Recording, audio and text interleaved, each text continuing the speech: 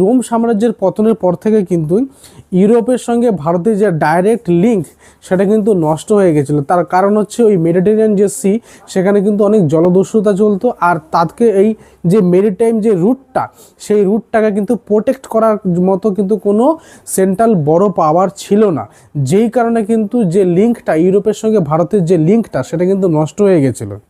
আর যার কারণে ভারতীয় যে কমোডিটিস, যেটা ইউরোপের যে মার্কেটে সেখানে কিন্তু অত্যন্ত চাহিদা ছিল, বিশেষ করে মশলা, সিল্ক, তারপরে অত্যন্ত প্রিসিয়াস স্টোন, যেইগুলো কিন্তু গভীরভাবে এফেক্ট হয়ে গেছিলো, মানে তার সাপ্লাই জায়গাটা কিন্তু গভীরভাবে এফেক্ট হয়ে গেছিলো।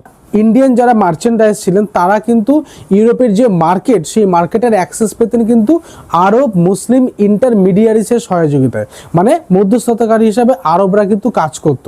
তবেই কিন্তু ভারতীয় যারা আর কি তোমার বিজনেসম্যান ছিল বা ব্যবসাদার লোক ছিল, তারা কিন্তু ইউরোপের যে বাজার, সেই বাজারে কিন্তু অ্যাক্সেস পেতেন।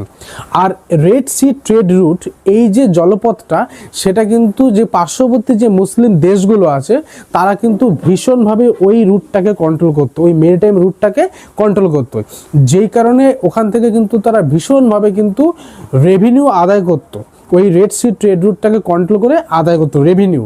আর স্থলপথে ভারতে আসার যে রাস্তা, সেটাও কিন্তু আরবরা অত্যন্ত ভীষণভাবে কন্ট্রোল করতো। তার মানে কি, ভারতের যে বাজার, সেই বাজারটা যদি অ্যাক্সেস পেতে চায় ইউরোপিয়ানরা বা ভারতীয়রাও যদি ইউরোপের বাজারে অ্যাক্সেস পেতে চায়, তাহলে কিন্তু ওই আরব যে ইন্টারমিডিয়ারিস তাদের কিন্তু সহযোগিতা মানে তোমাকে আসতেই হবে, কারণ আদার্স কোনো রুট ছিল না। আর যেই কারণে কিন্তু আরবরা সেই সুযোগটা নিয়ে কিন্তু ভীষণভাবে কিন্তু রেভিনিউ আদায় করতো, সেটা জলপথে বা স্থলপথে যে কোনো জায়গা দিয়ে হোক না কেন। তাই এই পরিস্থিতিতে কিন্তু ভারতে আসার যে ডাইরেক্ট সি রুট, সেটা আবিষ্কার করাটা অত্যন্ত জরুরি হয়ে পড়ে ইউরোপিয়ানদের কাছে।